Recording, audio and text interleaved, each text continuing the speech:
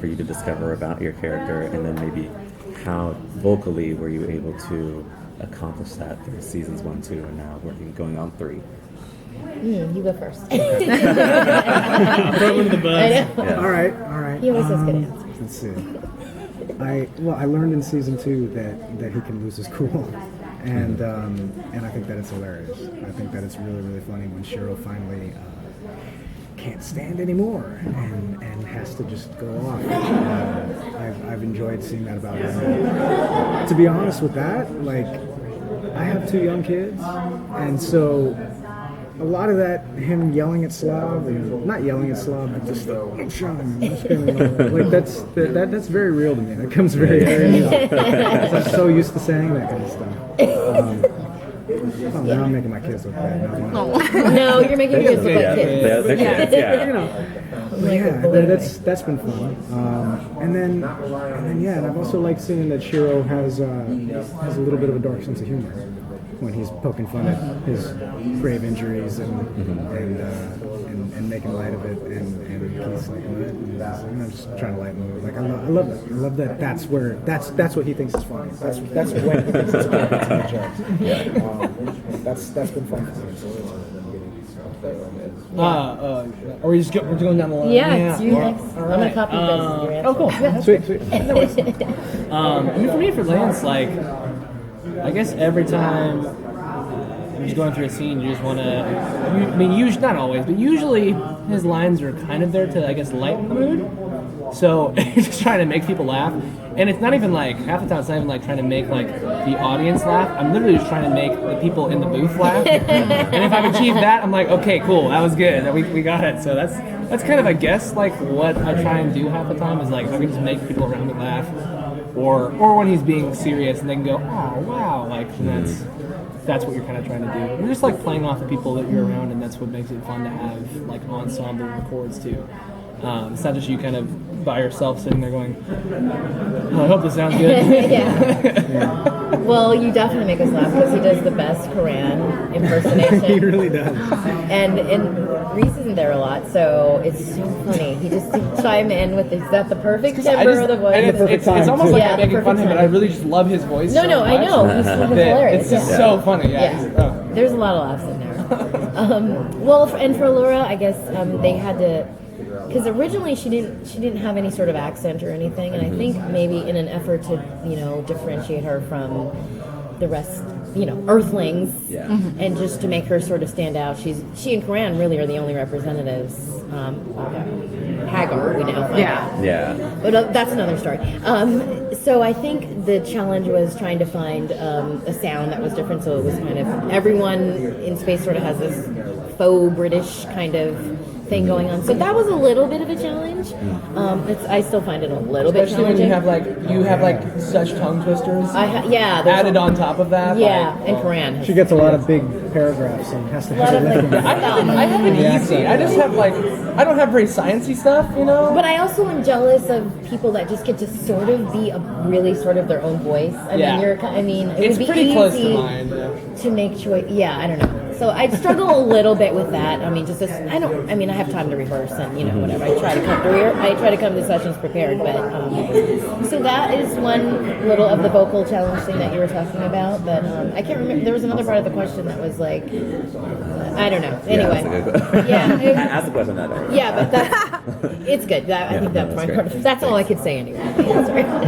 Actually, going off of that, I was wondering what goes in your mind when you're playing off like the inner demons of these characters. So like for Allura, she's trying to be civil with Keith despite knowing his Galra heritage. And then later we find out, how Lance feels about being the seventh wheel, actually liking, Keith in the way that he admires him, like he's doing cool stuff in space. Yeah. Or like Shiro kind of, trying to be civil with Slav up until the final moment where he just breaks. Sure. Yeah. Like what's the process for that? You're just trying. I'm not trying to speak for everybody, but I guess for me, I think it's on a general note. You're trying to just make it real, as real as possible. So you either think of something that's kind of similar that's either happened to you and kind of what your reaction to it would be. But a lot of time it's just kind of there in the writing. It's pretty clear how they're feeling and what their reaction is. And they're all very real moments. You're in space, you're fighting aliens and robots, all this stuff, but ultimately it is still about these characters and like their interrelationships and how they're feeling being thrust into these just crazy situations.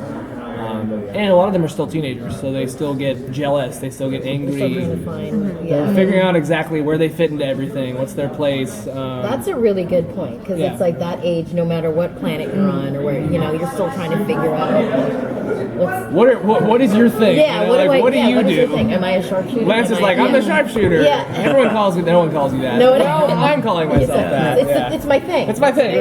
I know, I love that. That's so funny. And yeah, I think as far as Allura, I think it could get pretty boring just being a princess. You're flying the ship. I think it's great that she has, so much. There's conflict and there's so much that she has to struggle against, because she does have this mission, but he is Galra, and they did destroy like everything she loves. So, but he's so cute. But he's so cute. So it's kind of like, But yeah, I love that she's not just your typical princess, and especially in the last episode where she's fighting. She's like, it's the struggle. She's, she just used up all her energy and everything, but she finds it somewhere and I don't know. I think that's really great that she is got all this duality and all this stuff going on. It's not just I'm a princess and I just love it. It's great. I'm sorry, what was the question? I guess like what goes through your mind when you're trying to like play these characters with like some subtle emotion. Inner conflict. Oh, yeah. Okay.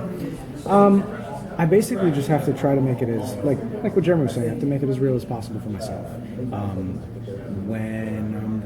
When I was reading scenes with Slav, and I saw that Shiro's kind of losing it, I have to kind of take myself to people that I know that I am as nice as I can be to them, but at a certain point, it's just enough. And come on, man. I just can't picture you being like that. And it's funny because like I usually keep myself very composed, but there are certain You're times very that, composed. I mean, yeah, you guys have never seen me lose. No, I want to see that. It's For real.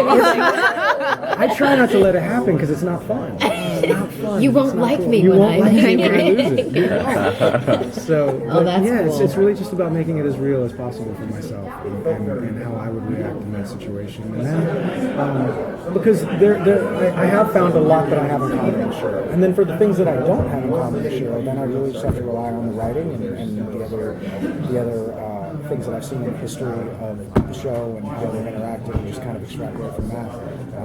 But yeah, for the things that I have in common, I pull from myself. For the things that I don't, I have to. Thank you.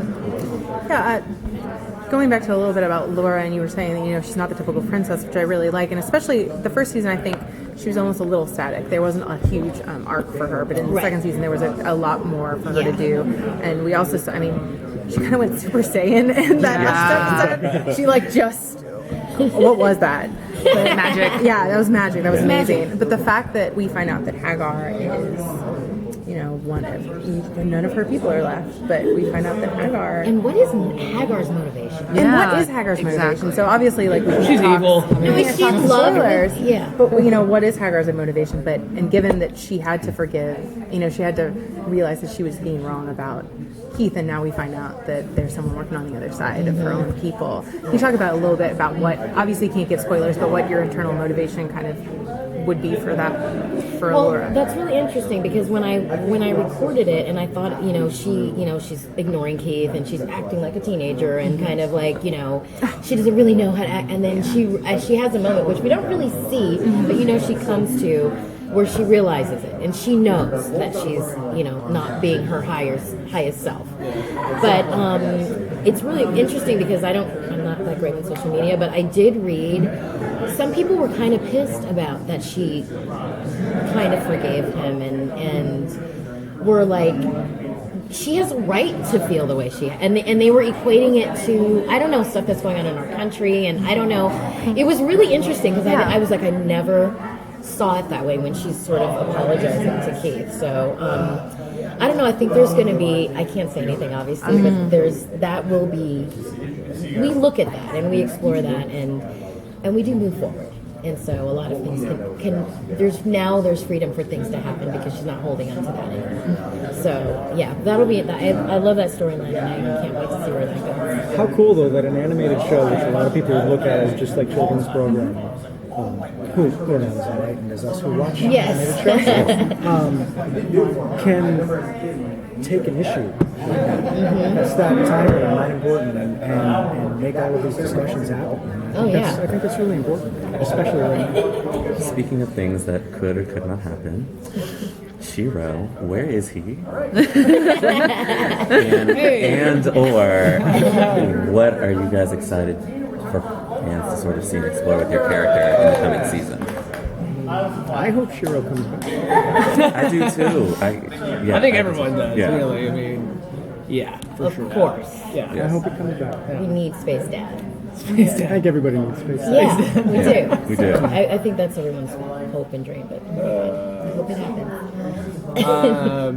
I think for me, what I'm most excited for season 3 with Lance is that because of the kind of power vacuum, the kind of certain just Shiro not being there to an extent, like it just forces him and everybody really, but it also just gives him opportunity to kind of step up and actually be a leader and be a little more serious and be a little bit more responsible at times.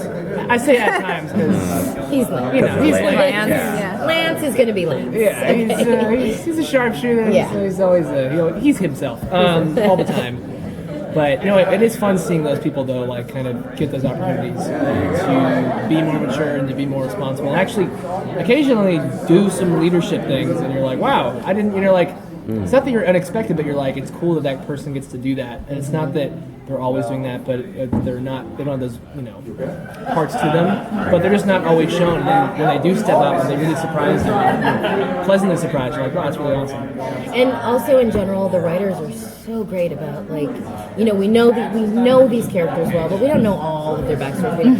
And now there's maybe time to explore some of the other characters that we don't know that much about and their backstories. And I think that's what people are going to be excited about because that's what's so great about getting to know the characters so early in the season. There's do a lot. Well, really quickly, I guess, what are your favorite scenes from this season? From season 2? Yeah. There's a lot of them. I know. There's a lot. I love the chase on the cow. That was so great. I like that whole episode. Yeah. Oh god, and when Hunk when he realizes that, and he does the slow mo in the space mo, like I don't know what that move was really great. Oh my god. Really funny. I don't. It's free with purchase. Yeah, Pidge is doing the learning. What language was She's she learning learning? Altair. Is it Altair? Yeah. Oh yeah, it was Altair. I don't know why I was thinking. Oh my god. Yeah. Level 2. And that is a real. There's a lot of just funny, ridiculous moments that don't when Karan is looking for a mouse for no reason, and he's like, he's got something in mind, and we don't know what it is, but he's gonna find that damn mouse, and it's just there's just those little precious moments that just I don't know. There's lots of little jewels in it, so there's a lot. I love the Cran thing where he's de-aging and you're seeing. It's one of my favorite parts of the whole. Oh my gosh! And, He still has And the all of the mustache. space mice are turning into space everything else. and she's like with the baby mustache. But the kids, his Reese's kids, His two sons. his Yeah. sons They are the ones actually who did the voice. voices. Oh my god. And so So cute. It's so precious, those little accents, those little Australian accents. Little New Zealand. Oh my gosh, it's so cute. I love it. And when he's a teenager, and he's got little red marks on his face. Yeah. Yeah. I hate everything. And there's a lot of good battle scenes, a lot of good fight scenes with Yes. you and Keith in the Blades of Marmora one, where that whole scene where he's fighting and fighting and they keep spitting. Yeah, there's just You are not meant to go through. you are not meant to. He's like, maybe I wasn't meant to. I wasn't meant to go through the door. There's just there's the writing is such.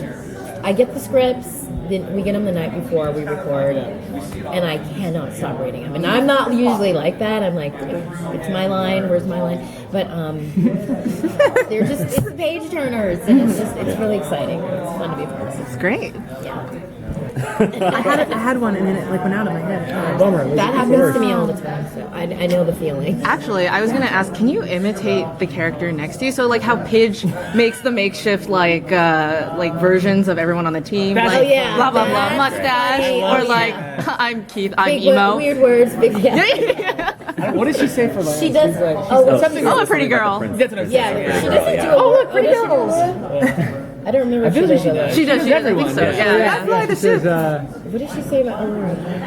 I don't remember that. I definitely yeah, remember. what does she say about Allura? Aspects. I don't know how fast. Yeah, I just watched it too. I believe I can't remember that. Yeah. So you want us to do? What did you say? Like imitate the character next to you in your character. Oh, In my Shiro imitating Lance. Yes.